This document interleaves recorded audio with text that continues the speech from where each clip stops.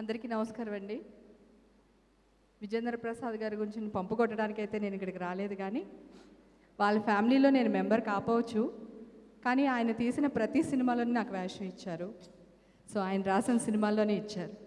రాజమౌళి గారు, శ్రీవల్లి గారు కూడా ఏదన్నా క్యారెక్టర్ ఉంటే హేమకి సూట్ అవుతుందంటే పిలిచి మరీ నన్ను ఎంకరేజ్ చేశారు. Thank you. తర్వాత బాహుబలి ఏడున్నావు? Okay, next.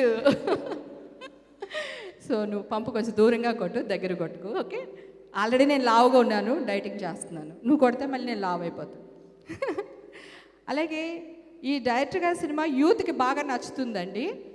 ఈయన నాకు తెలిసి 16 నుంచి ఒక 20 years లోపల ఆగిపోయారు ఆయన. ఆ తర్వాత పెరగలేదు.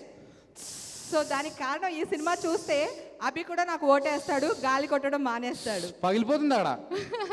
తర్వాత 2-3 స్టోరీస్ నైట్ షూటింగ్లు చేసేవాళ్ళం. టైంపాస్కి బోర్ కొట్టకుండా ఉండడానికి ఆయన నాకు 2-3 కథలు చెప్పారు. అవన్నీ చాలా డిఫరెంట్ స్టోరీస్. అంటే ఇప్పుడు ఈ జనరేషన్కి చాలా హెవీగా ఉన్నాయి ఆ స్టోరీస్ అన్నీని. మరి ఆయన అన్నీ ఎప్పుడు తీస్తారో నాకు తెలియదు, కానీ థ్యాంక్ యూ అండి. మీరు నన్ను ఎంకరేజ్ చేస్తున్నారు, మీ ఫ్యామిలీ అందరూ కూడా. మీ అందరికి నేను రుణపడి